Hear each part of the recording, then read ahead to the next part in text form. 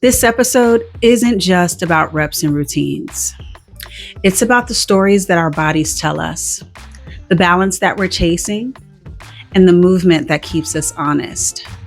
So let me ask you, can movement be the most motivational conversation that you have with yourself all day?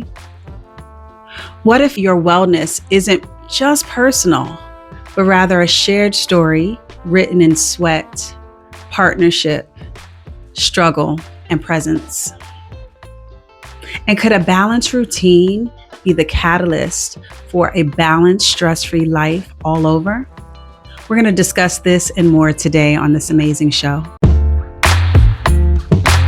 Welcome to Live, Learn, and Exercise, y'all. It's your girl, Michaela, and I'm here for another great show. Today, I'm digging into my fitness bag.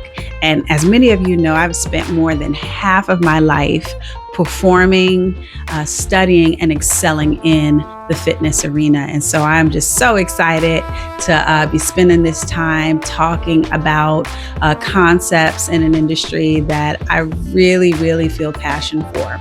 Today, my special guest, Dave, helps me and helps us dive into ideas of seeing fitness through the lens of our aging parents, using fitness as a mitigator of stress, and also the power of movement. And so in that light, I want to ask you a few questions. Can movement be the most motivational conversation that we have with ourselves all day? And what if wellness isn't just a personal story? What if it's a shared story written in sweat, struggle, pain, transcendence, absence, and presence? And finally, could the balance that we find in our fitness regimens be the catalyst for the balance that we seek in our life? We're going to discuss this and a whole lot more today. So, if we may, reps and routines, let's talk about it.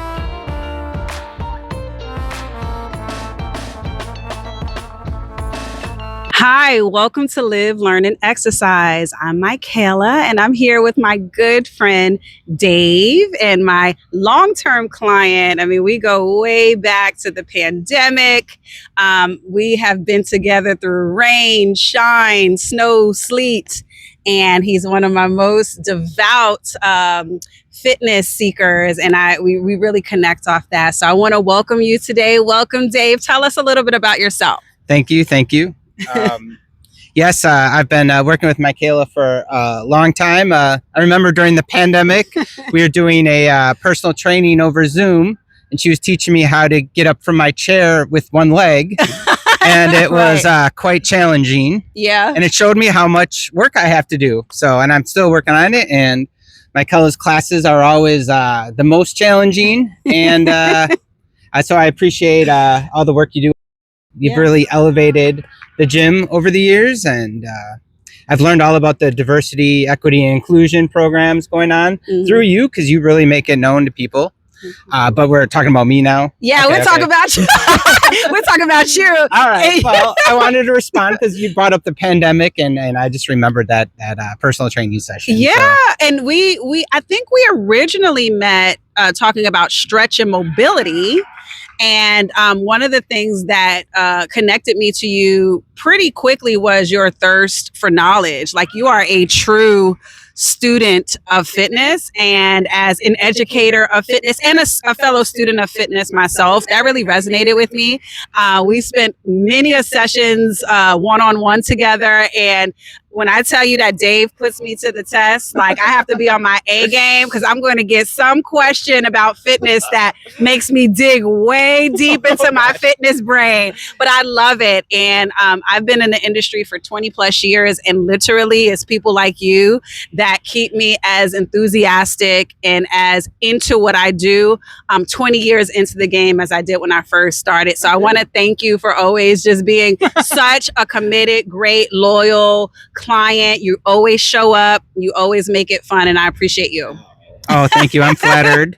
And But growing up in the Milwaukee area, my sister and my mom both worked in the public schools in the central city, and my dad did health department work in the central city, and I went to high school there, so I was very well connected to the central city, even though we lived in a little suburb right on the border of Milwaukee. And then I was a newspaper reporter in Milwaukee Journal Sentinel for about 6.5 years. That's why I ask questions. I love that. I was started my career as a reporter, so it's just become a natural thing. So I apologize if I do it too often. No, you do you. I love so that makes a lot of sense to me. I know you're an editor.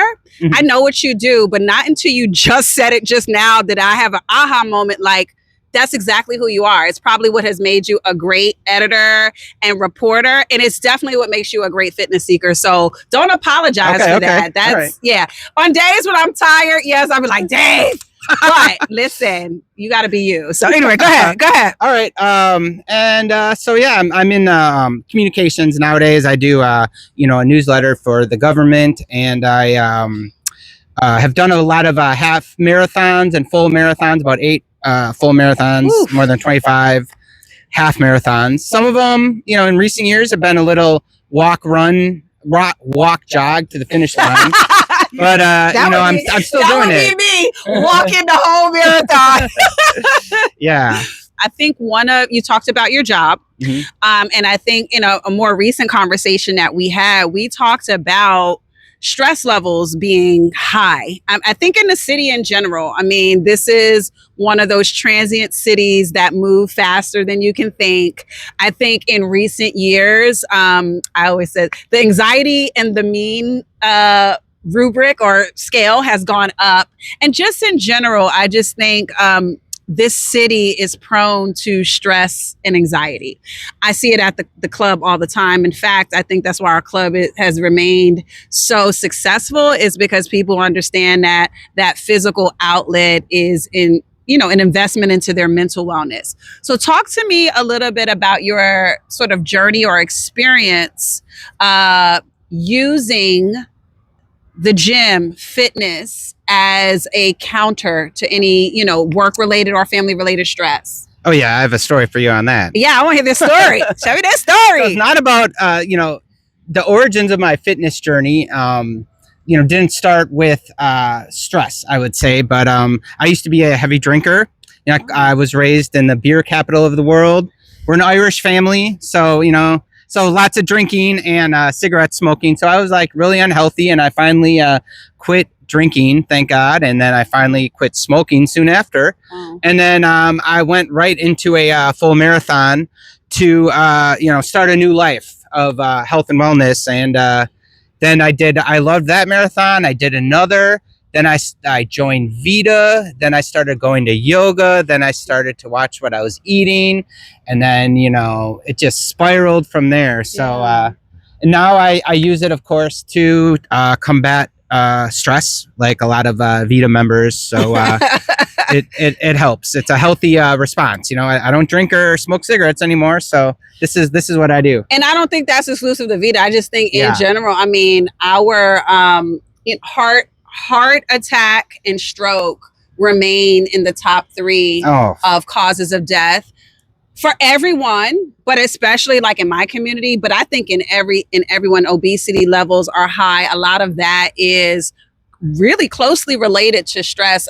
You and I talked about the stress cycle, and I won't bore you guys with it, but the cliff notes of it is that when you're under stress, especially sustained stress, the insides of your body starts to run not a marathon, a sprint, right? And as you know, sprints are normally short and quick. But when you're under stress, your body is running a sprint for a long amount of time, okay? And so in order to accommodate all of those inner workings, you are pulling fats and sugars from your body in order for your body not to shut down and not to be overworked.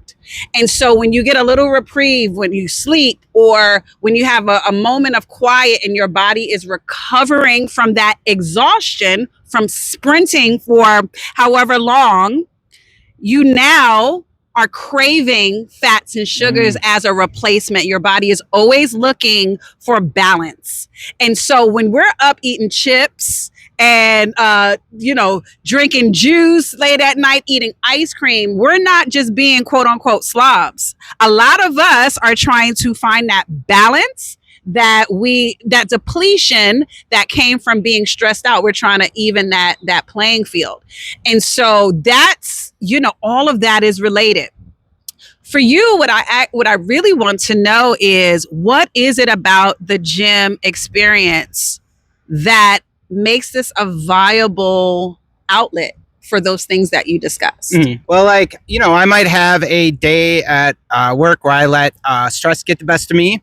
And sometimes it's not even something I should be stressing about, but I just let it happen. Yeah. And then I go to the gym and I'm still kind of shaken up from it. And, I'll have a yoga class. And then I notice at the end that the stress went from here down to here. And now I'm like, okay, I'm normal again. I'll go home and enjoy my evening. Yeah. So that's what happens usually when I go to the gym. Yeah. So I want to go deep. You're giving me some good answers. They're very safe. What I want to know is how you feel about the experience. So for instance, you're a busy guy.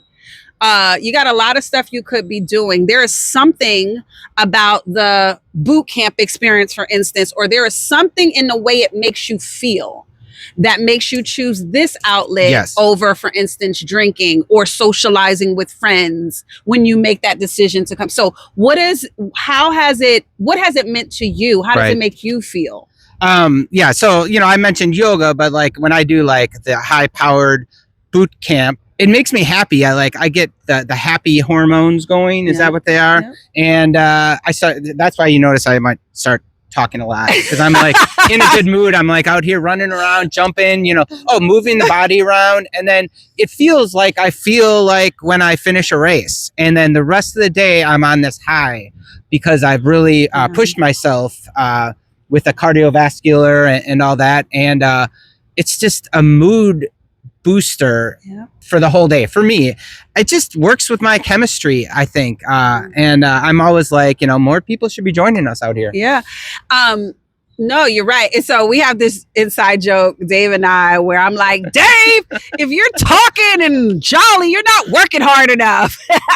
And one thing he told me one day was like, listen, this is my happy. This is Dave happy. I'm happy to be here. When I'm happy, I'm talkative. And I'm like, well, if you could talk, then you're not panting and puffing. So that's an inside joke that we have. And I'm glad that you talk and that this is your happy place. Yeah, I think a lot of people find that the physical movement of it all is something that's exhilarating. And you watched the podcast, I think a few shows ago, my friend Lisa and I talked about the power of just getting up.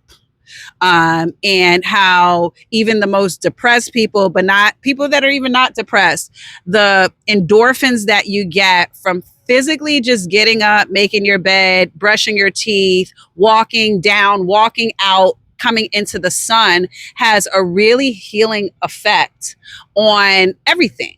It, again, body's looking for balance. Body is made to move, right?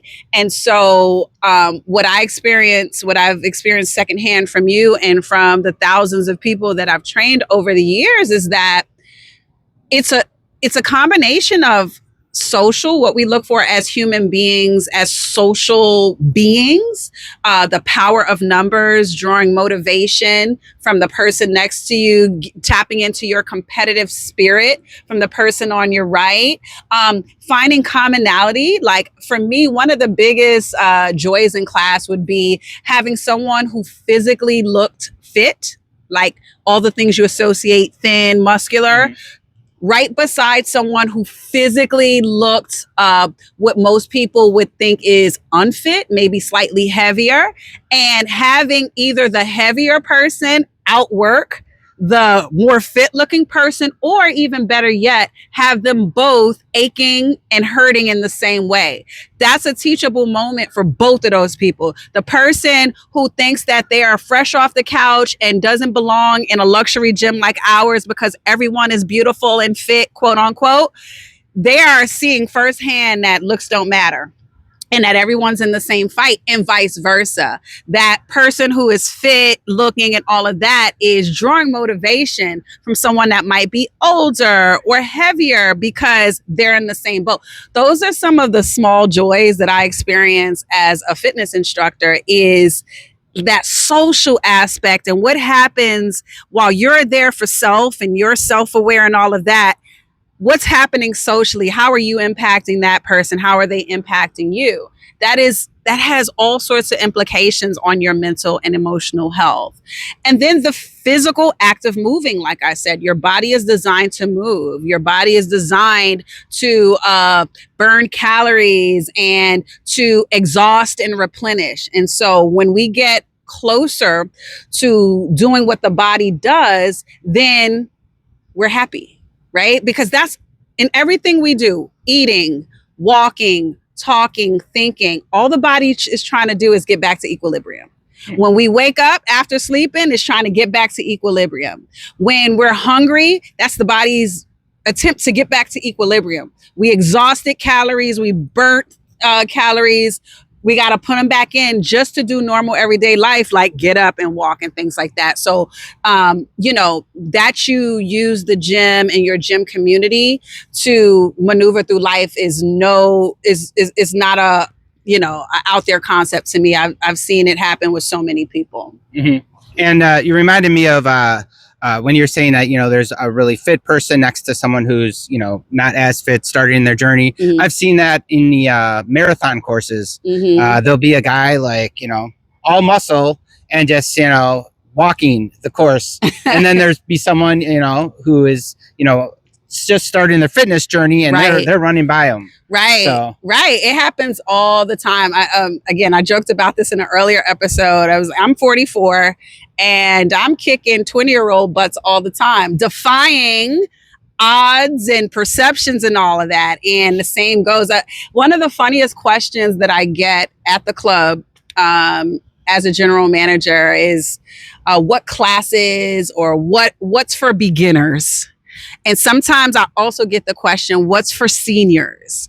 And honestly, working at the club, it has totally changed my understanding of this. Because when I first came to Vita, I saw some of the most fit 60, 70, 50-year-olds like I had ever seen in my life. And so now my whole idea of what a senior should be doing is totally different. So I laugh at those questions all the time. I'm like, there's no such thing as a beginner. You're either in shape or out of shape. The person who's been coming to my class for a year, I'm going to treat them just as badly as I treat you. You don't have any advantage or disadvantage with this being your first class. Now, each class is going to offer some modifications or progressions in the same class to suit all the different people, but we're never going to treat you like a beginner. I'm not going to disrespect you because you paid hard-earned money to be in my class today. It is a disservice to anyone to shortchange them. I always tell people you can be comfortable at home for free. You don't need to pay me to do that. And so the highest form of respect I can show anyone who comes to one of my classes or to one of my sessions is to kick their butt. And you remember, Michaela, you were talking about seniors at the gym. I brought my dad in his 80s to one of your boot camp workouts right here. Yes. And he was running around the lap and all that. Doing what he could do. I love that. My dad who just passed he was still kicking my butt in tennis at 65, right before he had his stroke. He was beating me. We call it the Serena and Venus, effect. You know how, Serena was always a little bit more athletic than Venus, but for a long time, Venus Williams had that big sister aura about her. She would always beat Serena and so my dad had that. He's the one that introduced me to sports and fitness, like just in general. And I was a bit more agile, being, his minor and in the fitness industry, but he was out here kicking my butt. I can say that now. And so age is nothing but a number for sure. All right. So you and I connected recently off of talking about caring for our senior parents. And you mentioned that it kind of, it made some things clearer to you as far as the importance of fitness and you found out some things at the doctor just in your dealings with your parents. So talk to us a little bit about your journey as, not a full-time caretaker, but like the next of kin for senior parents, and what that experience has been like for you. Yeah, doing as best I can out here in Washington, D.C. while my parents are in northern Wisconsin. But, I call them most days, and we do talk over the iPad, and, I'm a power of attorney, so I help out with a lot of things. And I also run my parents' exercise programs. Make sure my dad gets to the gym. He works with a personal trainer, does weights. He's 88 years old. That's awesome. And my mom does yoga and works with a trainer over her iPad at home. And as they're getting older, you just see the importance of keeping moving, not just, lifting weights or stretching or doing this or that, but just moving day to day, and, even like eating healthy, because as you age, my dad's got, neuropathy in his feet. He had a bout with shingles, and my mom, had some surgery last fall. So you just see, and drinking water, we tell them to drink water all the time. So it reinforces the importance of working out and being healthy to me, working with my parents as they age here, watching my parents age. Yeah, I think I learned so many lessons, fitness lessons through my father's journey. And I mean, over the last 25 years, I say this all the time. My father was what I associated with fitness. I mean, he exposed us to sports early on. He was a coach and a mentor to thousands of young people in New York. He was an avid gym goer, and he turned our home into a gym. I often remembered him doing triceps dips on the edge of our tub. And we had a bar across my bedroom, and he taught us how to do chin-ups. Oh, wow. And again, exposed us to tennis, just all of those things. And so as a very novice fitness professional, even after I became a certified personal trainer, I really focused in on the fitness part. I was a physical fitness trainer. And then my dad had a stroke, and it didn't make sense to me. It was like, wait a minute, how is this man who works out mostly every day of his life, doesn't smoke, barely drinks, we don't have a history of stroke in our family or heart disease, how does this happen? And as we started to replay his life, what I came to, he never quite owned this. And this is a point of contention between us, but his sugar intake far exceeded any amount of physical fitness or burning that he could ever do. He loved sweets. He loved any type of sugar, breads, fries, cakes, all of those things. And I'm not saying that to throw my dad under the bus. Look, he is and was a great man, but as a fitness professional, it connected some dots with me that you eat 4, 5, some people 3 times a day. And that's the number of times, as far as nutrition, that you have to make or break your health.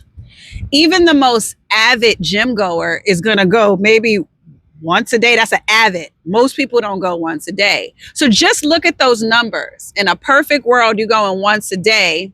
You might be countering a portion of one meal. And so even if you don't know the composition of those meals, just think of the numbers of that. And so if you only focus in on your fitness over years and then decades, those things, your body starts to take a toll on your body. If you're not getting the right amount of greens and fruits in your system, your body has been trying to get this balance for decades. And then things start to fail because it's tired and it's still depleted. So I learned about the importance of nutrition through my father's journey. I mean, I was one of those people, I grew up eating McDonald's. I loved it. I still in my brain feel like I love it, but I don't eat it, right? And I used to think, well, I work out every day. I work out enough to be able to eat McDonald's. But that is not the case, right? One of my most grueling workouts can't even undo a small fry, right? Like on average, a really grueling workout for someone like me, I'm going to burn maybe 350, 400 calories. Last time I checked, small fry with no ketchup or anything was like 440 calories. And it wasn't even the calories that are easy to burn. These are the calories that turn into sugar really quick in your body and are stored. So I learned that lesson. What I learned in the latter phase of his life was the power of mobility, which is what you're talking to now. When he took ill and had to go into the hospital, he was out of commission. He was sedentary for 1 week, and that rendered him immobile for the remainder of his life. And that didn't make sense to me. And I started to think, like, how is this possible? What, in my opinion, caused that was that in his latter part of his life, the use of physical aids actually made him weaker. What do I mean by that? So he had a stroke. He had some weakness in his right side, and so we got him canes. I got him a motorized scooter because he liked to go to the movies and go to restaurants. So anything outside of like a block, I wanted him to be able to do that. And as a matter of convenience, he would use those probably more often than he needed to as a matter of convenience. Everybody's looking for convenience. We're always looking for path of least resistance. But from a fitness perspective, we're always actually needing to go to the path of most resistance. You know that. If it hurts, if it's rigorous in fitness, it's what you need to do. So for him, getting older and kind of seeking that comfort, he utilized the mobile scooter a lot more often than walking and forcing his body to do the things that the body actually naturally wants to do. Such that when he was rendered sedentary, his body didn't necessarily have the muscle memory to go right back to that. It was waiting for an aid or an ally.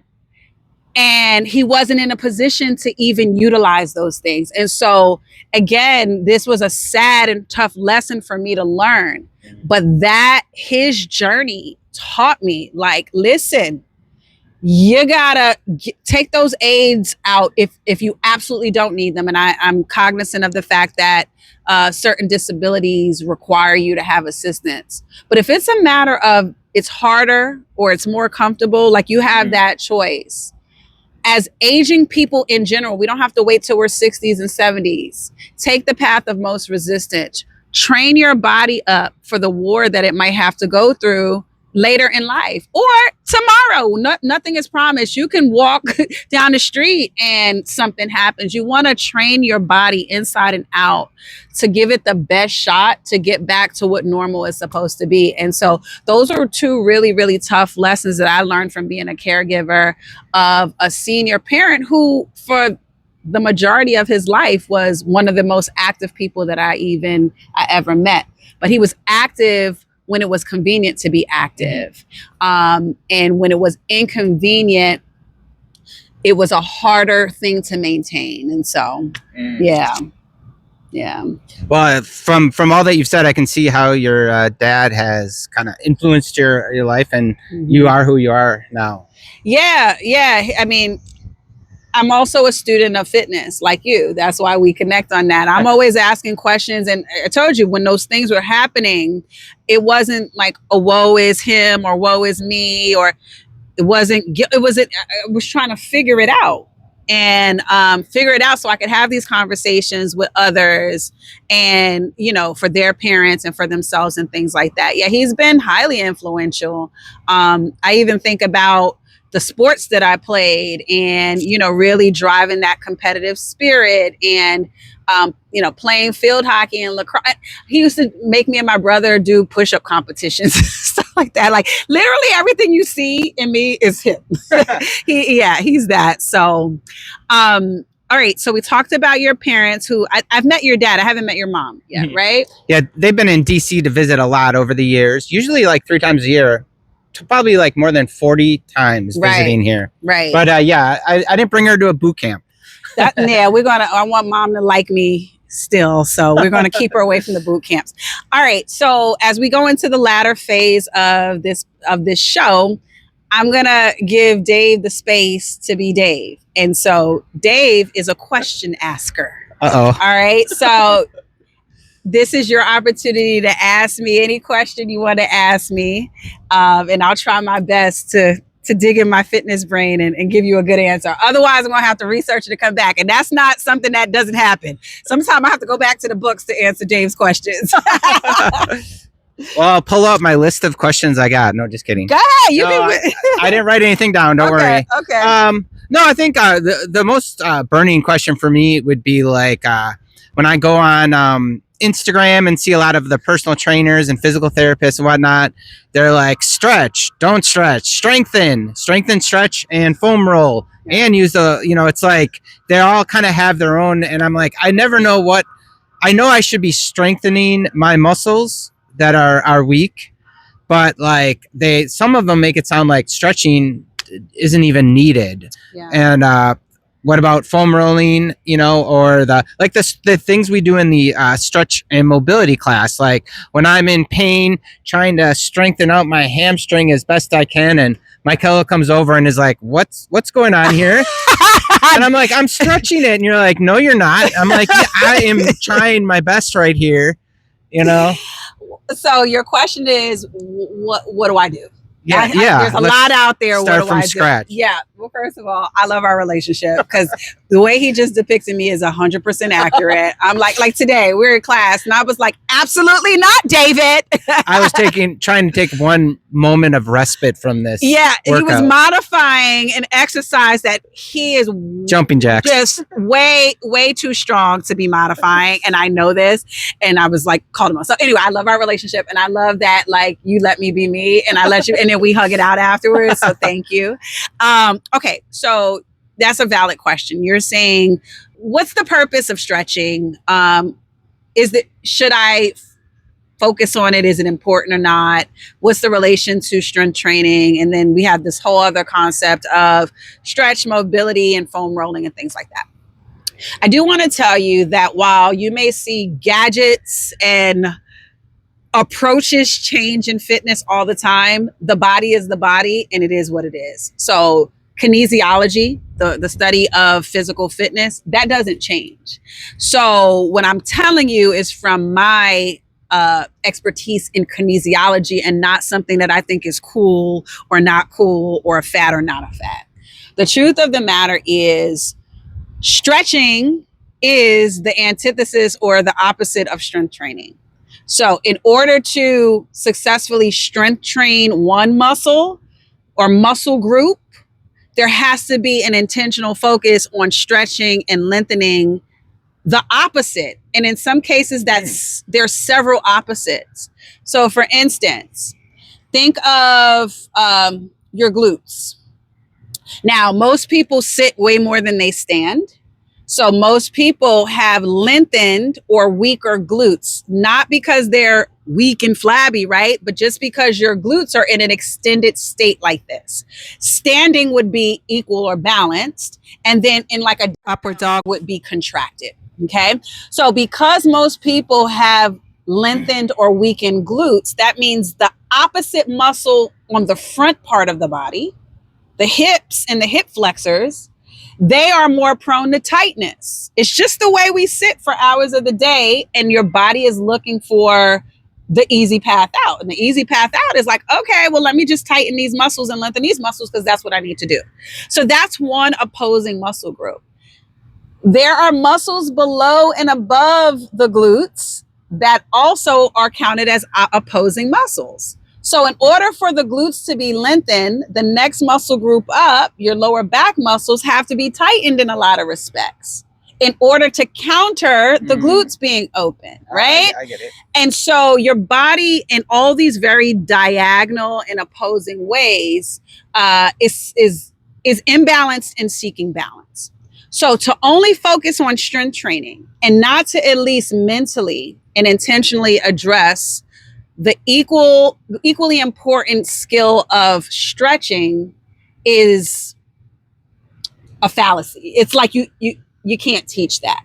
Now, I have heard some discussions over how long do you stretch? Stretching in a group fitness class versus, in a session. What I can tell you is that because they're equally important, you should focus on stretching just as much as you focus on strength training. Good. So if you attend the four strength training classes a week that are predominantly weightlifting, resistance training, some way, somehow, you need to get that same time in focused on lengthening and stretching, for instance, yoga and things like that. And I remember during your stretch and mobility class, you would say, like, for every hour you spend working out, like strength training, you need to be doing things like this, where you take the lacrosse ball and put it under your muscles, and you stay on the foam roller and stretch and all that. So I was like, oh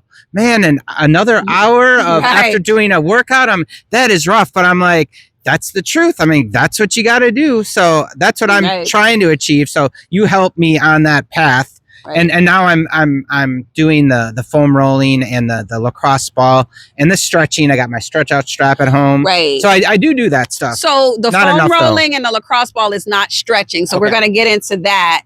But what you said is actually what a lot of people think, which is like, oh, I have to add 3 more hours. No, the thing is, this should be a part of your regimen right now. If you're taking 5 like really heavy strength training classes, that is actually doing your body an injustice, unless you're training for something specifically, a bodybuilding competition or whatever.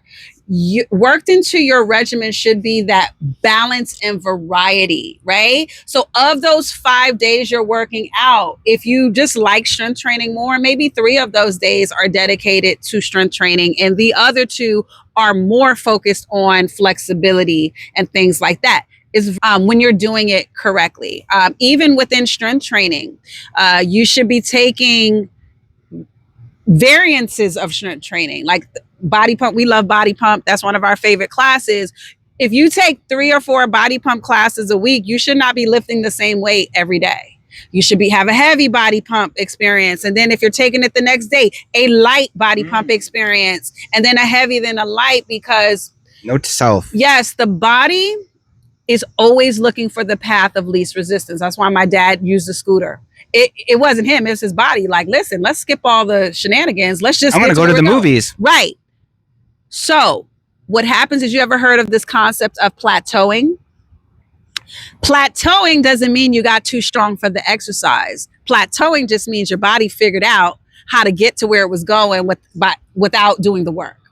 So once it sees the same type of workout every day, nonstop, it starts to take shortcuts. And normally those shortcuts live in the smaller joint and muscle groups that are not built for load. So your lower back starts taking on more, your neck, your shoulders, your feet, your toes, your hands, and your body has just effectively found a shortcut. So one of the best things you can do for your body and for your fitness and for your regimen is to keep the body guessing. Find ways through tempo, through load, through format to keep the body, prevent the body from like catching where it's going. Keep it on its toes, so to speak, because that process of figuring out where it is in space is how you're burning calories.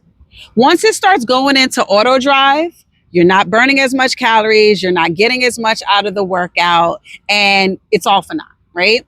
So strength training, flexibility should all be wrapped up into your complete regimen. And then what you talked about, the self-myofascial release. Self-myofascial release are static holds, either by use of a lacrosse ball, a foam roller, in some cases, just your own limbs. And one of the reasons that's so important is because by the time we start thinking about these things, we're so far behind as far as flexibility is concerned. There's something called an injury cycle, and sometimes it's a real cycle and sometimes it's a perceived cycle. And what it is all these imbalances that we talked about in the body, we're forward facing people. So a lot of times our front facing muscles are more prone to tightness, whereas our posterior chain, our back muscles are more prone to weakness. And so because of that, we start to overuse or over tighten or overstretch certain muscle groups. And the body thinks that at any moment, this overstretched muscle that's been this way for a long time is going to pop. And so to prevent this very important muscle from popping, I'm going to form a muscular knot there so that it can't do that. On the opposite side, when a muscle is super tight, the body thinks this muscle is going to strain or, rip or what have you. And so it might form a muscular knot there to prevent your body from a perceived injury that's like coming up. And so what happens is those muscular knots just don't undo, right? Like this is a protective mechanism that your body has developed and pursued. And so static pressurized holds in those areas bring our muscle fibers back to equilibrium so that when we do decide to contract and extend, we're actually getting full range. We're not getting that partial range that's caused by that knot inhibiting our movement because it thinks that a full movement may lead to an injury. And so when we're thinking about the system of it all, what I always say is that self-myofascial release has to be a part of your regimen. Should you do it before? Should you do it after? That's debatable because there are no major changes that are going to happen from you doing SMR, self-myofascial release, 5 minutes before your class. It's not going to have the most huge impact on your workout afterwards, but when you do it as a part of a system, it's going to have general effects on your workout experience in general. So there are some opportunities for instant relief. Like I used to have a lot of knee pain just from playing field hockey and running on turf for a long time. And so I have some built-in muscular knots. And so sometimes when you're actually feeling pain, if you do those pressurized holds on your lower back or in your glutes, you might feel some instant relief. But it'll all come back if the same tightness and weakness is being perpetuated on a daily basis. So when thinking about self-myofascial release, flexibility, strength training, and overall mobility, it needs to be equal, balanced, and recurring, consistent. Mm-hmm. Right? And so like with the SMR, I'm like, just when you're watching TV at night, every commercial break, just do your SMR on one muscle group. Right? If you don't know what to do as far as flexibility, go to a yoga class, right? Things like that. So that's the answer to your question. No matter how you tackle it, it has to be even, balanced, intentional, and consistent. And you will start to say, and I think one of the things that makes you, puts you at an advantage is that you are very mindful. Like you think, you want to know. The intentionality of fitness is like one of the key components of success. Sure, you could know the mechanics of doing a crunch, but if you don't have the intention of engaging your core in order to lift, all you doing is working out your hip flexors. And last time I checked, nobody was looking at hip flexors in the bathing suit. We don't care about your hip flexors. We care about your abs, right? So if you don't have the intention of activating your core before you actually lift, you could do 100 crunches and still not see the gains that you want to see. If you don't have the intention of engaging your glutes coming out of every squat position, all you're doing is putting wear and tear on your knees. You're just sitting down, standing up, putting wear and tear on your knees, your toes, your ankles, your lower back. And we talk about this all the time. This is why I talk to you about the posture of your squat. It lends to intention and lends to countering the easy way out that your body has tried to create in order to accomplish something that should be rigorous. A squat should be rigorous. When done right, it is rigorous.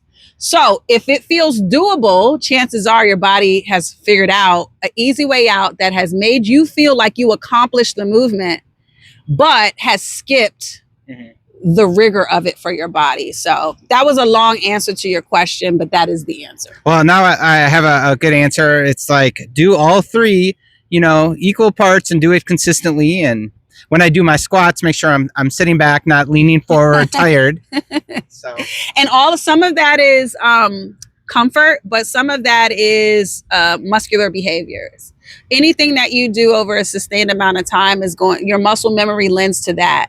And so very often the work that I do with people is about undoing fitness habits that just came about, right? You're not intentionally trying to do it incorrectly or, with, opposite of what the technique calls for. It's just that's your behavior. And if you take it outside of fitness, that's like the way of the world. You talked about my DEI work. Some of the grace that I try to take into my DEI work is that a lot of times when there's a conflict, when there's a difference of opinion, it's not malicious in a lot of cases. In some cases it is. It's a trained behavior. It's a way that has worked in our life. And we haven't learned that it doesn't work in all situations, or we don't learn that it doesn't work for someone else until we have that conflict.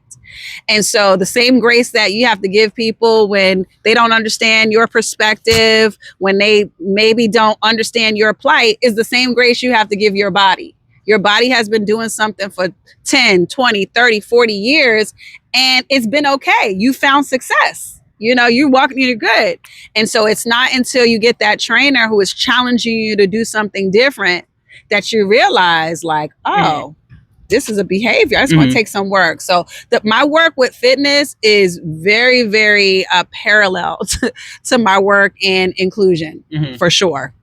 Interesting parallel, I think. Yes, it is. I was just going to add on, like, part of the reason I've done like more than 25, 30 half marathons and 8 full marathons is that it feels good. I get that happiness going on like after boot camp. So I've done a lot of it. And as I'm getting older, I'm like, my knee will be hurting. And so I'm like, all right, I can't run right now. And then I started to look deeper at all my muscle groups. And I'm like, I'm weak here, inner thighs, my glute meads are weak. My abs are weak. I'm like, I work out a lot, but I'm not addressing all these muscle groups. So now I'm realizing that I need to, constantly continuously be working these weaker muscle groups if I want to get back to running. I want to run again. I'm on a break right now, but that's like my motivating force is to get back to running is, to strengthen. So I'm not in pain,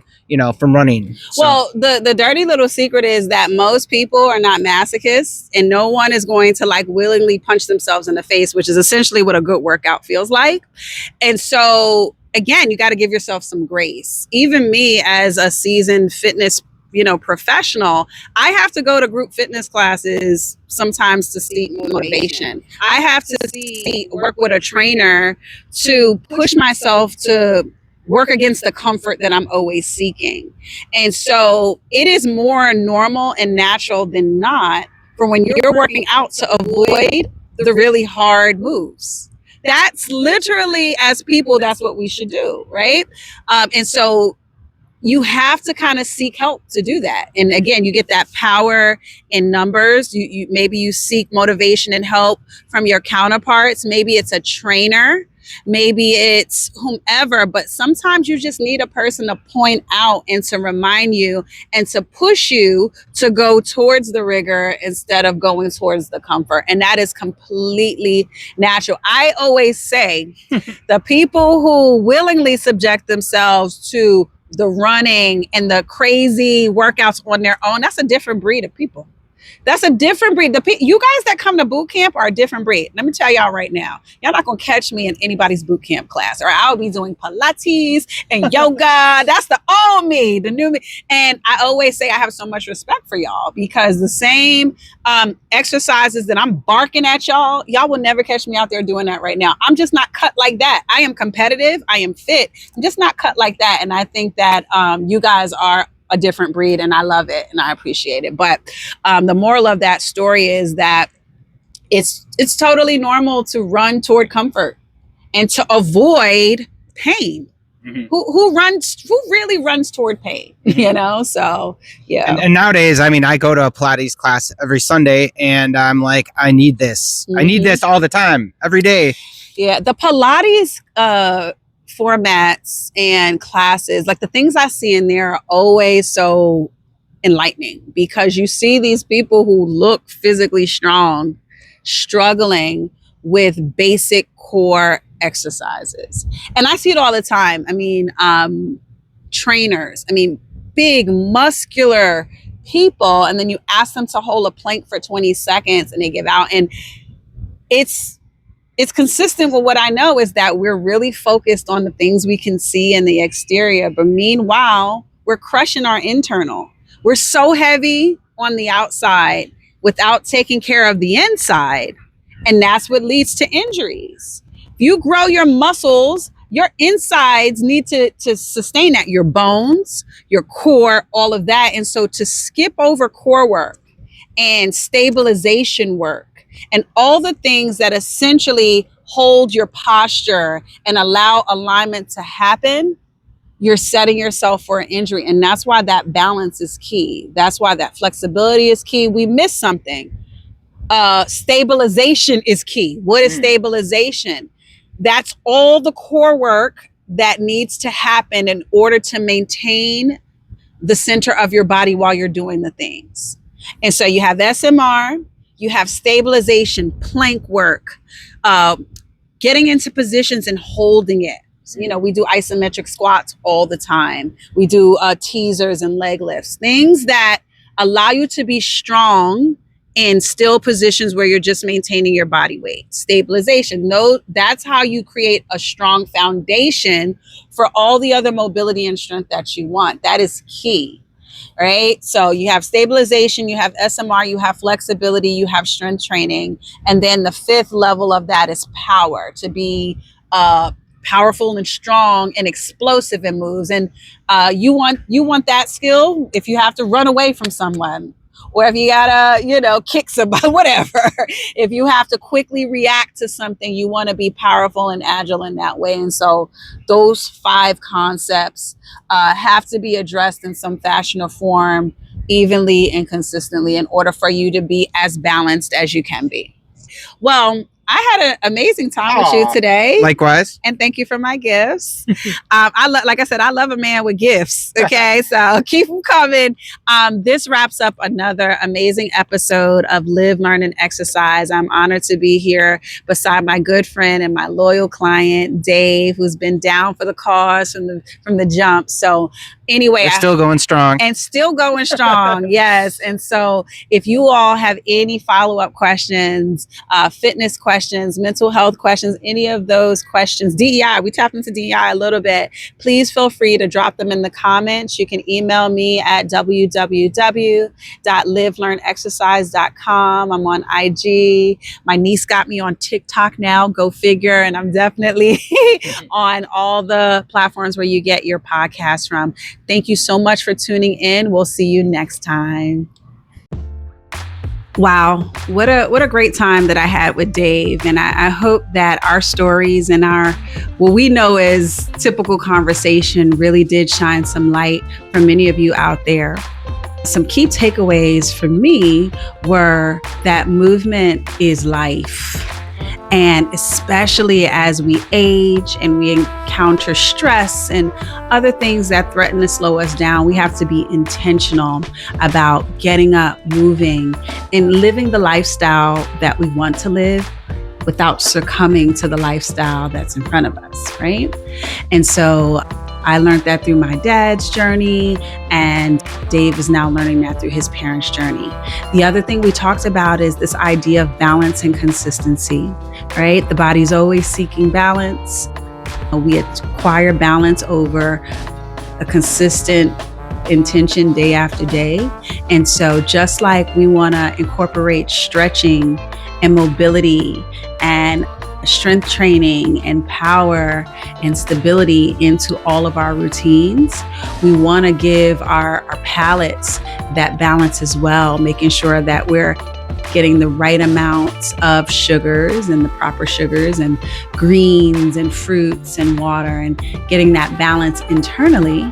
And if we make those investments into our exteriors and our interiors, statistics show that we will live more balanced, happy, and clear lifestyles. So those were some of the key takeaways. Of course, if you have any questions or if you want to contact me, you can do so in a number of ways. Of course, I want you to subscribe and like this video, comment below the video. You can also reach me through our website, which is www.livelearnexercise.com. Continue to DM me and reach out to me on Instagram or on TikTok. And as always, I'll see you next time. But before we go, let's handle our business, the legal stuff. This podcast is presented solely for educational and entertainment purposes. The views expressed by guests are their own and do not necessarily reflect those of the host or affiliate content providers. The information shared is not intended to be a substitute for professional advice, including but not limited to medical, psychological, or coaching services. Listeners are encouraged to consult with their qualified practitioners for guidance tailored to their personal needs and circumstances.